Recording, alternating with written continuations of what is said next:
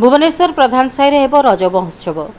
Shri Vighnaraj charitable trust तरफ जटणीर प्रधान साई पंचायत कार्यालय रज महोत्सव आज अनुष्ठित सांबादिक सम्मेलन में सूचना देते श्री विघ्नराज चैरिटेबल ट्रस्ट सभापति डॉक्टर रोजालिन सेनापति। प्रतिवर्ष रज महोत्सव भुवनेश्वर जयदेव भवन में होता बेले एथर ग्राम में करने को योजना कराଯାଇଛି। एही 3 दिन रज महोत्सव रज क्वीन नाच गीत कविता पुची खेल दोली एवं विभिन्न प्रतियोगिता अनुष्ठित हेब। आज सांबादिक सम्मेलन में सूचना देते एही सांबादिक सम्मेलन में प्रधान साई सरपंच समिति सभ्य उपस्थित रहिबा सहित एही रज महोत्सव को सहयोग करिवे बोली कहिथिले। अतिथि रूपे सिनेमा तारका जोगदेवे एही महोत्सव रे। मुख्य आकर्षण होछि हमर रज महोत्सव पूर्व प्रस्तुति। आमे देखिछे माने बहुत जगह रे हमर रजर पालन करा जाउछि, किंतु मु भाबिथिली गोटे अलग जगह रे करबा पे, किंतु मु जेते बेले देखिले समस्त तो प्रोग्राम करूछन्ती रज महोत्सव करूछन्ती, किंतु से जो चारि कांथरे प्रोग्रामटा कले तार गोटे माहौलटा टे जमिलानी। तो मु भाबिली टिके सरपंच सर कथा हेबा मैं टिके लोकल एरिया रे करबा। तापरे मु आसली प्रधान साई ग्राम पंचायत को आसली सरपंच को सह कथा ही एठी हमर पालन करबा स्थिर करबा। अच्छा, तो रजिस्ट्रेशन केबेठु आरंभ मैडम? रजिस्ट्रेशन आज स्टार्ट हो गलानी। समस्त को मु कहबे 2 ରୁ 12 तारीख भीतर आपण माने रजिस्ट्रेशन करूँ, जिते पार अधिक संख्या रजिस्ट्रेशन करूँ, जहाँद्वारा कि आम जो चिंताधारा रखीचु आम मैंने जो भावीचु जे ये जिते लोक मैंने अच्छा आसतु आउटे माहौलटा टे जमी जाता। आ कौन कौन सब एंटरटेनमेंट कार्यक्रम सब कौन रही? रज कहले माने से माने रज नाटा जमती से भाई आसी जाए, माने विशेषकर झील मानकर महिला मानकर मु तो ये रखी गोटे श्रेष्ठ ओडियाणी जो मैंने टिके भल टिके कहे पुराण विषय कहे से गोटे टैग दिया श्रेष्ठ ओडियाणी।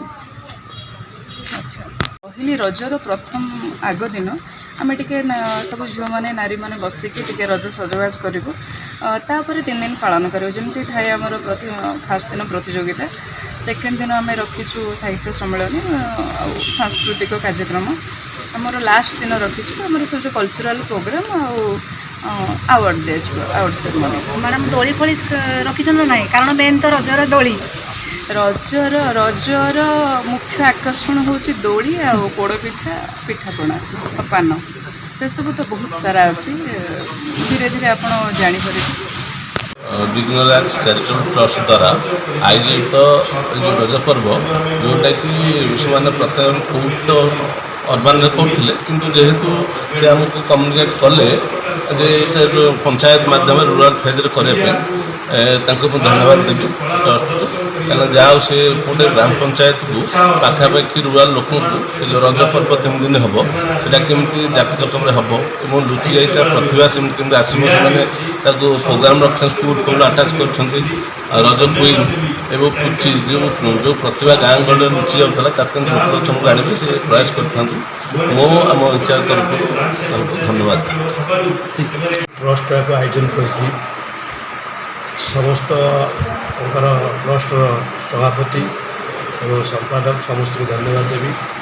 ये जो रज उत्सव जो करने जो आम गाँ प्रधान साई पंचायत रे स्थिर कर स्वागत योग्य और सरपंच ये अच्छा उपस्थित सरपंच को नेतृत्व में जो ये रज उत्सव करने जो नहीं पदक्षेप आम स्वागत दूसरी ये आम गाँ गहली जो कला संस्कृति को लेकिन करने जो आग्रह प्रकाश करें तेणु से धन्यवाद। एवं ये अनुष्ठान जो जहाँ करेंगे ताको संपूर्ण साहाय्य करने आमर सरपंच प्रधान से सब प्रकार सहयोग करेंगे बोली कही सारे आप आगे।